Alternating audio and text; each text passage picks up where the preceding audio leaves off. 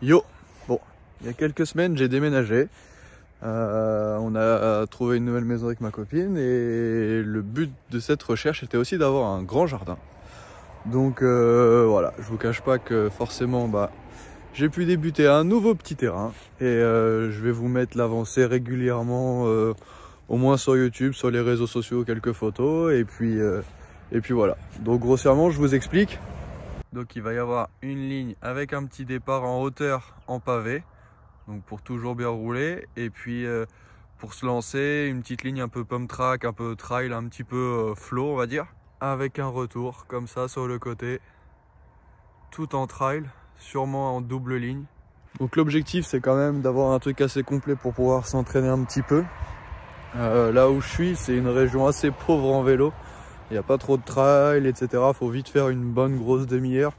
Et voilà, la piste la plus proche, elle a 10 minutes, mais elle est pas terrible pour l'instant. Donc voilà, on attaque gentiment ça.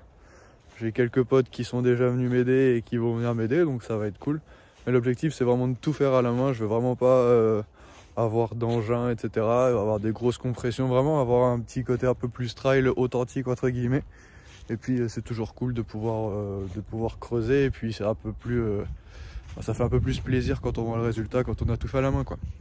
Donc voilà, je vais vous laisser avec quelques petits timelapses et voilà.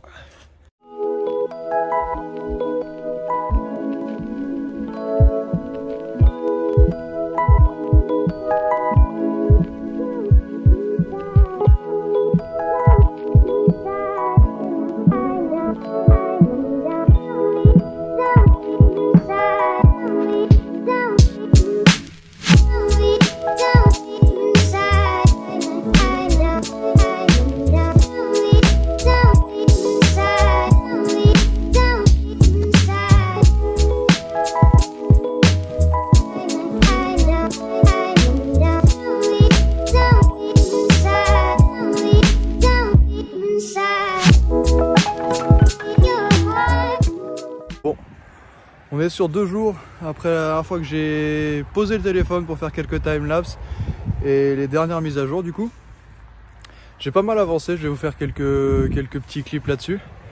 J'ai aussi reçu et été chercher des petites surprises, surtout pour le départ, vous allez voir, ça va être grave cool. Et puis voilà, allez, je vous montre tout ça.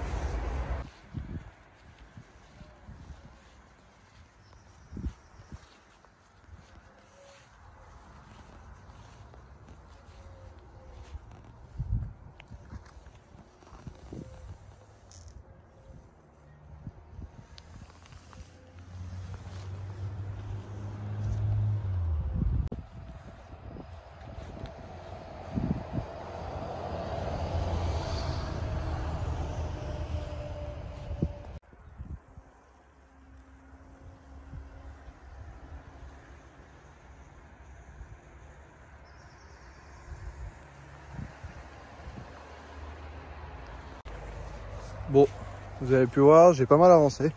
En fait, j'ai acheté quelques pavés, donc vraiment pas très cher. Là, j'en ai une centaine que j'ai été chercher sur Tours. Pour vous donner un ordre d'idée, j'ai payé ça 10 balles et ça va me permettre de recouvrir en fait toute ma hauteur toute ma surface de départ en fait sur le haut. Donc grossièrement, allez, j'en ai 100, on doit être, si je fais 3 mètres carrés avec, c'est pas mal. Donc vous voyez en fait tout ça, ça va aller là-haut, voire un poil plus. Ok. Et puis sur le reste du coup en fait je vais aller récupérer 300 autres pavés. Donc ça sera sûrement des différents, vu que les autobloquants comme ça c'est jamais ou rarement les mêmes, où il faut aller les chercher en magasin pour être sûr d'avoir la bonne ref.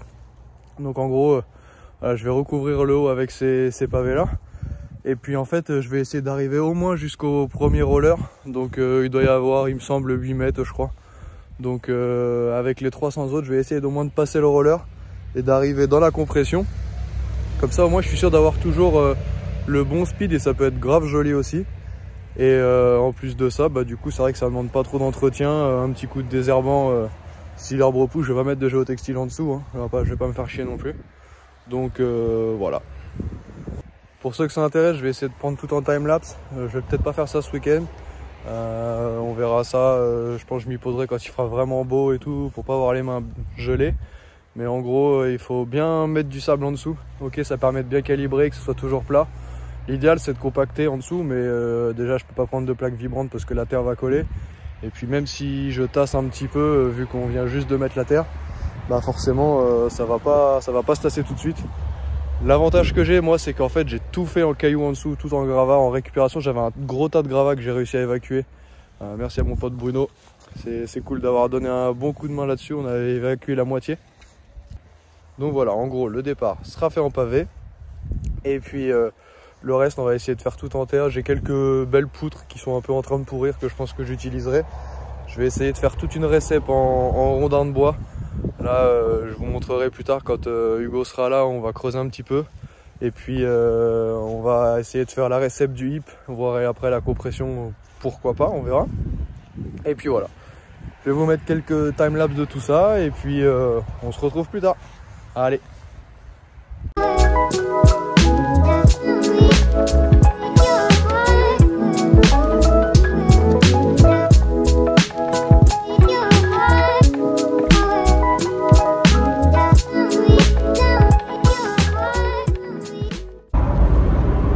Bon, on va avec un peu plus de 800 kg de pavé dans le coffre.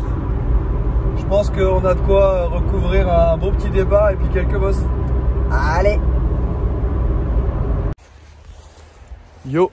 Bon, journée 3, c'est parti, je vous mets quelques petits rushs pendant la pause de pavé. Vous allez voir, c'est stylé de ouf. Allez, bon visionnage!